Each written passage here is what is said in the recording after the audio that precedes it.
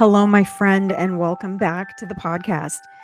Today, I want to step into a conversation that might feel a little bit tender, but also super deeply freeing. And I call it a holy release. I was first introduced to the concept of soul ties years ago through a Stacey Eldridge book. She's the author of Captivating and Becoming Myself. These are two books that I honestly think every woman should read, if not dive into the study of it. Stacey's words cracked something open in me. It was an awareness that sometimes the heaviness I was carrying wasn't mine.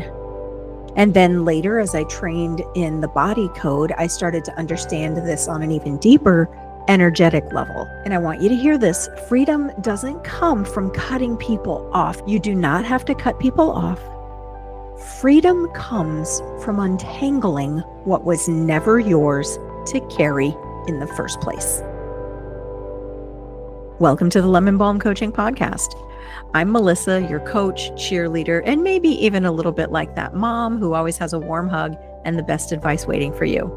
If you're a woman over 40, feeling like life's left you a little lost, aimless, or downright stuck, you're in the right place. This is where your joy, your freedom, and your purpose come back into focus. So grab a cup of something warm, settle in, and let's start creating the next most beautiful chapter of your life together. Okay, so are you ready for this? I want to try and make this as plain as I possibly can during this episode. Let's first talk about a soul tie. A soul tie is an emotional or spiritual entanglement with another person. This is when two lives get knotted together in a jumbled up ball of twine in a way that's not healthy or holy, but sometimes it's born out of love. You can create a soul tie out of love. Sometimes these ties are created around trauma, shared trauma. And sometimes these ties are created just because of survival, right? We are designed for love, safety, and belonging. So sometimes our soul ties can come from that belonging. Now, a cord, on the other hand, is an energetic version of that soul tie. This is we're talking about energy all the way around, but a cord is like a tether running between you and another person. It's invisible, right? We can't see this. It's not like you can look at two people and see that they're corded together, but it's energetic and it's spiritual. It is there. But here's the kicker about cords. Cords are inherently negative. A soul tie can be born out of love, but a cord is inherently negative. It's not neutral. It's not positive. They're not sacred. Cords form from unhealed emotions, from unhealed trauma, from unhealthy attachments, even from good intentions that have gone sideways. So God's kind of connection always respects boundaries. Good connections, soul ties, good positive soul ties, these respect boundaries, but cords do not. But how do you know if you are carrying around soul ties or if you are corded with someone else? Let me see if I can paint some pictures. I like visuals. I like stories. They help make sense of things. Have you ever had an encounter with someone, and after that encounter, you're replaying the conversations over and over and over and over again?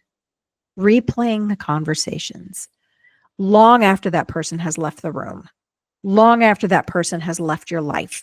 You keep coming back. You keep coming back over and over and over. This can be an indicator that there's an unhealthy soul tie or even a cord with that person. Have you ever had obsessive thoughts about what you should have said, should have done, could have done differently? This is another indicator that there could be soul ties or cords. Have you ever felt your mood like instantaneously shift when another person is mentioned or walks in the room? Like everything's fine, and then you hear that person's name or you see them out of the corner of your eye and everything inside of you flips. You feel drained, you feel heavy, you might even feel angry or even small just because that person's name was spoken or they walk in the room. Instantaneously, you feel this way. That is a good indicator that there could be a cord or a soul tie. Have you ever felt stuck to someone that you're no longer physically connected to? I've had that happen. Long after this person has left my life, I feel like I'm still stuck to them. It could be maybe an ex, maybe a parent, maybe even a friend. They've left your life. They're no longer inside your relational intelligence circle, and yet you still feel stuck to them, like you can't shake them off. Or maybe it's the opposite. You're still in the relationship, but you feel emotionally strangled, like there's no room for you to breathe. All of these things can be indicators that there's a soul tie or a cord that needs to be released. I want you to hear me, friend. You can deeply love someone and still need to untangle healthy ties. You could have a relationship with someone. Maybe it's a sibling, maybe it's a parent, and you deeply love them and you don't want to cut them off, right? We don't want to cut people off, but you know that there's something unhealthy in that relationship. You can still untangle unhealthy ties and remain connected to that person. Now, this is where I want to make something really, really clear. Not all ties are holy. Not every bond is a good bond. The cords that I've talked about, these are survival based. They are subconscious. They're draining. Cords are not about love. They're about fear and control and unfinished business. And even the relationships that began in love can become limiting if they're fueled by fear or control or unresolved grief. Through the body code work, I've seen where cords often attach in the body. This is a really cool thing about the body code. Once we've decoded a trapped energy, we can actually ask the subconscious, where in the body is that energy stuck? Or in the case of a cord, where in the body is that cord attached? So I've seen the cords attached to different areas in the body. One of the places that a cord can become attached is in the gut, right at your belly button. And this is where your sense of identity, your sense of control gets tangled up with the other person. Hear that? Your sense of identity gets tangled up with that other person. We can see cords attached at the heart. This is like where that emotional dependency comes in, right? Codependency. I can't function. I can't live without them. Sometimes a cord can get connected at the brain. This is where you find yourself replaying those conversations over and over again. These are those mental loops, obsessive thoughts, and even confusion. I want you to hear that. If you are corded with someone else at the brain, there can be confusion happening whenever that person is around. Sometimes a cord can get attached at the neck. And for those of us who feel like we can't speak, that our words don't matter, that we're being silenced or oppressed, there could be a cord attached at the neck. And cords can even get attached at the genitals, right? Can happen during sexual trauma or unhealed sexual relationships. Holy connections respect boundaries, but cords invade them. So how do you release these ties? How do you let go of these soul ties or these cords? So there's a process I'll just walk you through real quick, and it's the process I guide my clients through as well. Step one is always around awareness. Step one is always about clarity and figuring it out, right? If we don't know what the issue is, how can we address the issue? So step one is to ask. Ask for revelation. Ask God to show you what is going on. Like when you're feeling a certain way, Like ask, God, show me where I'm entangled. Reveal what's draining me that I've mistaken for love and loyalty or holiness. Because awareness is everything. I'll say it again. If you don't know there is a problem, how can you fix it? So become aware, ask. The scriptures say we have not because we ask not. I tell my clients all the time, ask, ask, ask, ask. Step 2 is all about intention. We want to magnify our intention to release this soul tie, release this cord. First, you ask God, what is it? Second, you pray. I sever every unhealthy soul tie or cord between myself and name the person. Name the person that you have this soul tie with or this cord with. So you might know who the person is that you've got this cord or this soul tie with. But there may be other people that you have cords or soul ties with that haven't been revealed to you yet. So name the person that you know that you have this cord or soul tie with. I sever every unhealthy soul tie or cord between myself and name the person. And I reclaim what's mine and release what isn't. Say it out loud. Words have power. The words that we speak have power. And then you want to support that release, right? We're letting things go. When you release something, it's released. It's done. But we can support those releases. One of the things I like to do is diffuse some essential oils, some grounding essential oils. I've got one of my favorite blends right now, which is blood orange and patchouli. Patchouli is very grounding. And you can journal about it, right? A lot of people love to journal. Write down, what ties am I ready to release? What ties am I ready to let go of? Step 3, you want to seal it in. You want to seal in with peace. I replace every broken tie with your perfect peace. We were designed for community and connection, not negative community and connection, not the kind that's draining, which is what the courting is, or unhealthy soul ties. We want to love from freedom and not fear. So I replace every broken tie with your connection and your perfect peace. This is the holy part. This is the holy part of the release, right? It's allowing God to fill up the space that only He can fill. This is a conversation I've had a lot recently. There's only one thing that can fill the void that exists in your heart. You know the void is there. We try to fill it with many other things, a lot of times with soul ties and cords. But there's only one that can fill that void that exists. Next, I want to talk specifically to moms and caregivers, which I'm both. My kids are all grown, but now I'm a caregiver for my dad. Let's talk about apron strings, literal ties that we have with those in our care.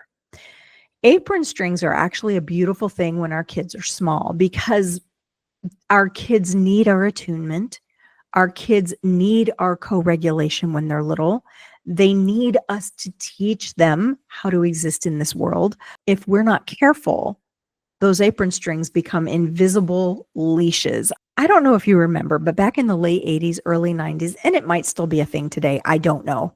Parents would actually put leashes on their children, right? They would have a little thing around their wrist and a leash that they would hold on to. That is an actual beautiful representation of what we're talking about. When they're little like that, I mean, we're scared to death that they're going to run off, that they're going to be taken. So we put either a literal or a figurative leash around them. But if we're not careful and we don't let that leash looser as they grow and untie it as they're grown, we become chained to them through these soul ties. And when your kids are little, you can absolutely guide them. That is our job as parents. But we do not want to be chained to them as they grow, as they leave the nest, as they move off into their lives. And as caregivers, right, I can love my dad without carrying his burdens as my own. You can love your parents whom you care for without taking on their burdens. You can honor a spouse without living strangled by their expectations. I have several clients that are coming to mind even as I say those words. And remember, releasing these ties, releasing these cords isn't abandoning them. It's not throwing our children to the wolves. It's not leaving our parents in their time of need. It's actually trusting that the one who designed them is going to care for them. And as you release soul ties, as you release cording, as you walk through your healing journey, you're actually giving permission to those around you, those who are connected to you, those who are in your circle of influence. You're giving them permission to find their path toward healing and freedom as well. So just a final reminder, like, you were not designed to live entangled in a ball of knotty yarn with everyone in your life. You were actually designed to live an abundant and free life. And this holy release, I'll say it again, isn't about cutting them off. It's not about throwing them to the wolves. It's really about returning to the freedom that God designed you for. It's about untangling your soul from theirs so that you can walk in peace and clarity and love that flows from freedom, not fear. So take a deep breath with me. You don't have to close your eyes or anything. Just take a nice, deep belly breath. Let your belly relax. I want you to ask yourself, who or what needs to be released today? And as you do that releasing, may the Spirit of God meet you in that space and remind you that you are whole, you are worthy, you are free, and you are deeply loved. Now, if this episode resonated with you, share it with a friend who needs this reminder. And if you know you're carrying ties that you can't untangle on your own, that's kind of why I'm here. I'd love to help you. I'd love to support you. I'd love to walk with you. And you can connect with me inside my Reignite Your Flame community on Facebook, or you can book an emotion or body code session, and I'll share that link in the show notes. Thank you so much for listening today. I am truly honored that you've spent this time with me, and I hope you're walking away with something that brings you a little more peace, clarity, and hope. If you want to keep the conversation going, you can connect with me over on Instagram at Lemon Balm Coaching, or join our free Facebook community, Reignite Your Flame. It's where soul-tired women gather to find support, inspiration, and real tools for their journey. You'll also find information at lemonbalmcoaching.com. If you enjoyed this episode, go ahead and follow the podcast, leave a quick review, and share it with a friend who needs to hear the message. Every follow, review, and share helps more women discover that they were designed to thrive. Until next time, keep breathing, keep leaning into what matters, and keep choosing peace.